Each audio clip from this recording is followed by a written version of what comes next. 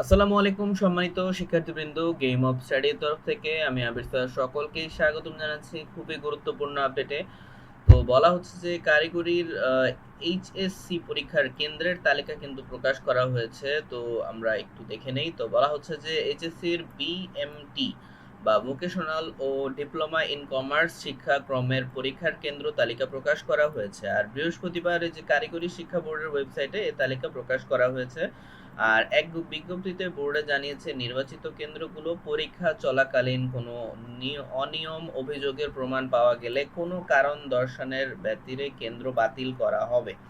ঠিক আছে, তো এটা অনেক ইম্পর্টেন্ট ব্যাপার, বিশেষ করে কারিগরি ইউনিটের যারা পরীক্ষার্থী রয়েছেন তাদের জন্য। আর বিজ্ঞপ্তিতে বলা হয়েছে বাংলাদেশের কারিগরি শিক্ষা বোর্ডের চেয়ারম্যানের অনুমোদন ক্রমে 25 সালের এইচএসসি এইচএসসি বিএমটি এবং এইচএসসি ভোকেশনাল ও ডিপ্লোমা ইন কমার্স শিক্ষাক্রমের প্রথম বর্ষ এবং দ্বিতীয় বর্ষ চূড়ান্ত পরীক্ষা সুষ্ঠুভাবে গ্রহণের লক্ষ্যে নির্বাচিত পরীক্ষা কেন্দ্রের তালিকায় লিখিত এবং ব্যবহারিক পরীক্ষায় সংশ্লিষ্ট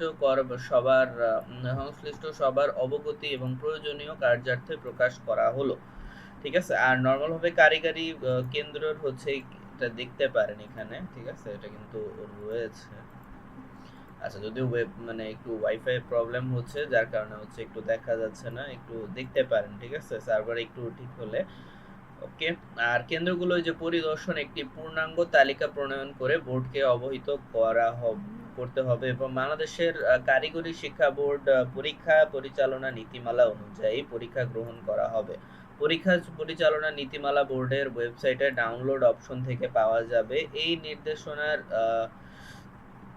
ব্যত্যয় ঘটলে কেন্দ্র বাতিল সহ সংশ্লিষ্ট কেন্দ্র প্রতিষ্ঠানের বিরুদ্ধে আইনানুগ ব্যবস্থা করা হবে।